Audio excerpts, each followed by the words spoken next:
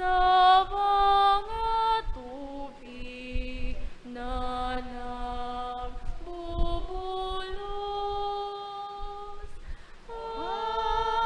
Sa kuyang kalang napupungaw, sa imo o sa kuyang Diyos. Sa imo o sa kuyang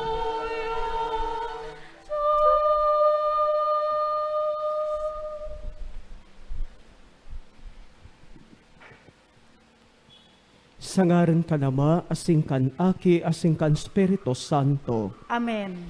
An grasya ni Jesucristong kagurangnan ta, an pagkamot kan Dios, asin ang pagisumaro kan Espiritu Santo, mapas sa indugabos. Asin sa imong espiritu. Siring man po, idulot niya to sa mahal na Dios ang satuyang mga personal na mga intensyon.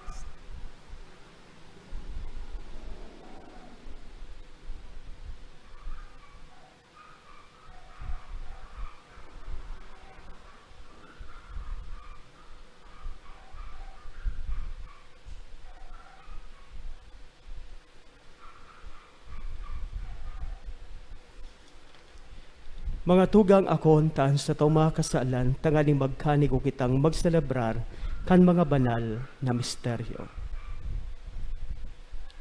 Nagkukumpisal ako sa Diyos na makakamhan, asin sa indo mga tugang, na nagkasala ko nin makuri sa isip, sa tataramon, sa gibo asin sa kapabayaan. Sala ko, makuring sala ko. Kaya nangangatsi ako kay Santa Maria Dani na Virgen, sa gabos na Angeles Saint Santos, asin sa indo mga tugang na ako'y pamibi sa kagurangnan tang Diyos. Maherak manugod sa to, ang Diyos na makakamhan, asin pakapatawada ang sa tong mga kasalan, darahon kita sa buhay na dayang kasagkoran. Amen. Amen.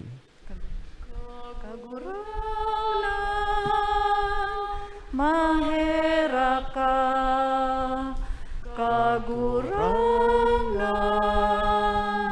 mahera ka, Kristo, mahera ka, Kristo, mahera ka,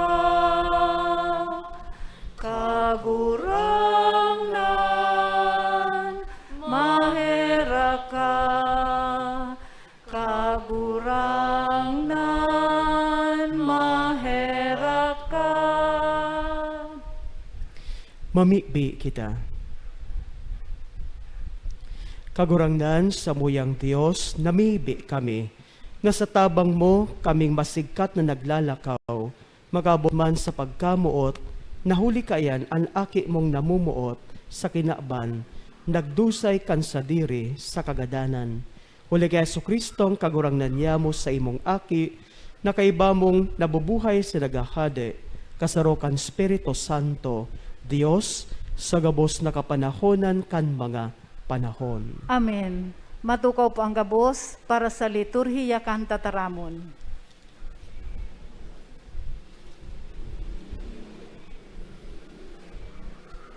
An kasumbikalan iyo ang nagdadara sa tao nin karatan, asin kasalan. Ini dulot kan pagsayuma na utubon ang tugon nin kagurangnan. Kaya ipinapagirumdom ni Propeta Jeremias na ang Diyos padagos na nag-aapod na utubon ang sa iyang tugon na isinurat sa satuyang mga puso.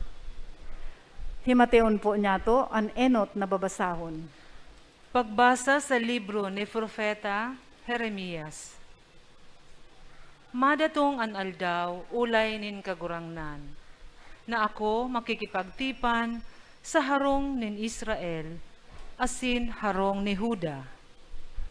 Bakong arog kan tipan na ginibo ko sa saindang mga magurang, kan aldaw na sinda sa kong kinua, asin ilinuwas sa daga nin Ehipto.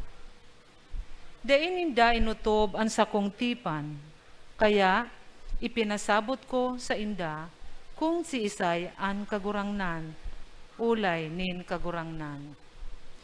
Ini antipan nagigibuhon ko sa harong ni Israel, ulay nin kagurangnan. Tudok sa puso ninda, ibubugta ko ang sakong tugon, isusurat ko sa puso ninda. Ako magiging sa indang Diyos, asin sinda magiging sa kuyang banwaan. Daina kaipuhan na tukdoan ninda, an sa indang katuod, asin kapwa, kun si isay an kagurangnan. Ako may mimidbid ninda gabos, sadit asin dakula, ulay nin kagurangnan. Papatawaron ko an sa indang kasumbikalan, asin daay ko nagigirumdumon an sa indang kasaalan. Tataramon kan kagurangnan. Salamat sa Diyos. Salmo responsorio, pusong malinig lalangas ako o Diyos. Pusong malinig lalangas ako, O Diyos. Kahiraki ako o Diyos, huli ta ika mahiherakon. Paraan sa kong kasaalan, huli ta ika maugayon. Hugasi ang mga maraot na sakong naginibo, asin sa sakong kasaalan, linigi ako. Pusong malinig lalangas ako, O Diyos. Pusong malinig, lalangas ako o Diyos. Espiritu na maimbod, itao mo sako. Hari ako pagsikwalan sa atubangan mo. Hari paghaleas ako, ang sa imong banal na espiritu. Pusong malinig lalangas ako, O Diyos. Ibalik mo sako ang kaugmahan nin sa imong tabang. Pakusuga ako kan espiritu nin kaludukan. Nganing sa mga tampalasan, ikatukdo ko an sa imong dalan, asin magbalik buot sa imo, an mga makasaalan. Pusong malinig lalangas ako, O Diyos. Huli sa mga pamiibi asin mahuyong pagsunod kay Kristo sa kabuotanin sa iyang Ama, kita ilinigtas. Ginibo niya ini para sa satong kaligtasan. Himateon po niya to an ikaduwang babasahon. Pagbasa sa surat ni San Pablo sa mga taga-Hebreo. Kan panahon na si Kristo uya pa, digdi sa daga, nagdulot siya nin mga pamibi asin pakimaherak, sa makusog na tingog asin tuninong na mga luha, nagdulot sa may kapangyarihan na magligtas sa iya sa kagadanan. An sa iyang pamibi, dinangog, huli kan sa iyang magalang nakapakumbabaan. Minsan ngani siya aki, alagad huli kan sa iyang mga tinios, nakanood siyang magsunod, asin huli tamarahayon ang sa iyang ginibo, siya naging burabod nin kaligtasan na daing katapusan, para sa gabos na nagsusunod sa iya. Tataramon kan kagurangnan. Salamat sa Diyos. Sa Ebanghelyo, sinasadol kita na arog kan mga disipulos, mahiling lugod niyato an kahulugan kan kagadanan, na ini sarong aagihan pasiring sa mas makahulugan na buhay. Matindog na po ang gabos sa pagrukyaw kan marahal na Ebanghelyo.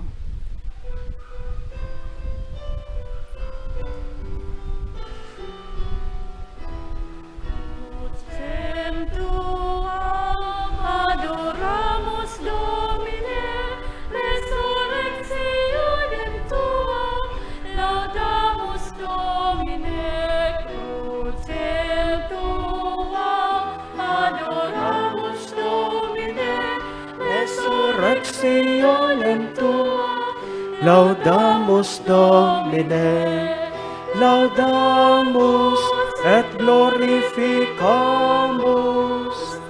Resurrectionem tuam, laudamus Domine, crucem tuam, adoramus Domine, resurrectionem tuam, laudamus Domine. An kagurangnan mapasaindo. asin sa imong espiritu. Pagbasa kan banal na ebanghelyo susog ki San Juan. Kamurawayan sa imo kagurangnan.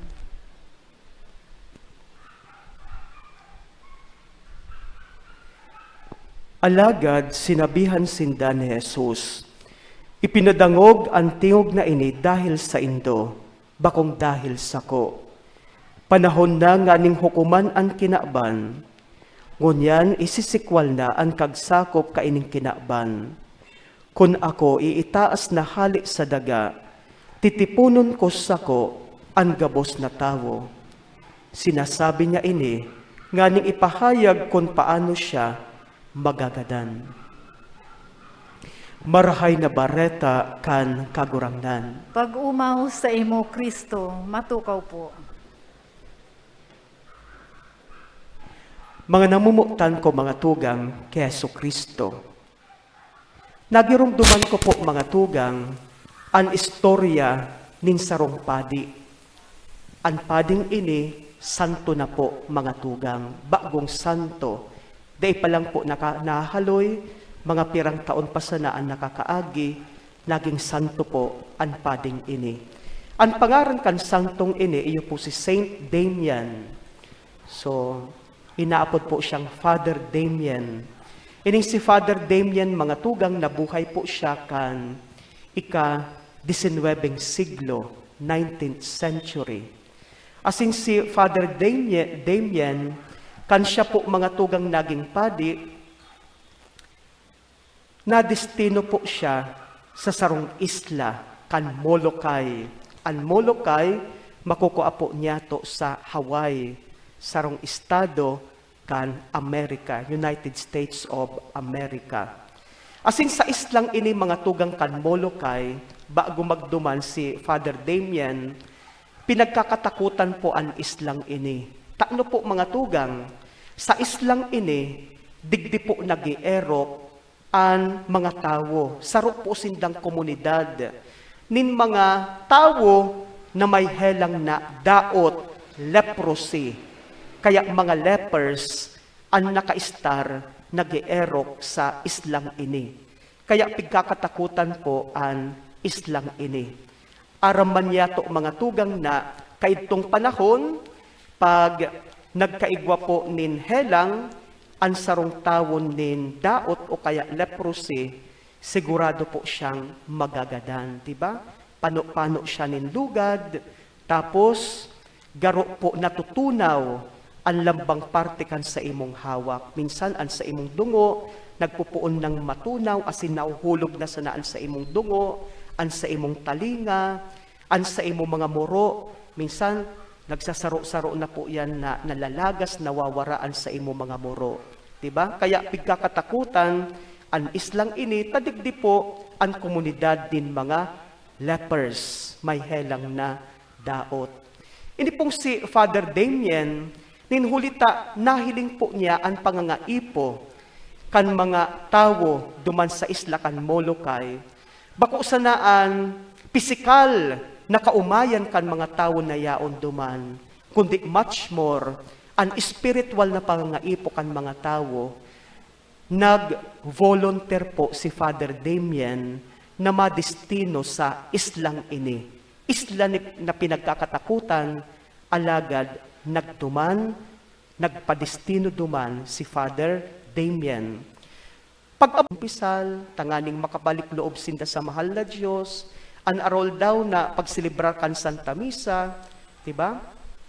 Asin iba pang mga sakramento, tanganing ang mga tao mabuhay sa grasya kan mahal na Diyos. Sa kahaluyan mga tugang, ini pong si Father Damian, naging kasaro na po kan mga daoton. Kaya itong mga tao na may helang na leprosy, taano po mga tugang, pati po siya nahawaan na po kan helang na leprosy. Kaya kasaro na siya kan mga tao na yaon duman, ninhulita pararehas na po sinda na may helang na leprosy. Kaya ninhulita may helang siya, mas lalong naitaon niya buong buoan sa iyang buhay, tanganing mapaglingkudan ang mga tao na yaon duman, sagkod na buhay pa siya.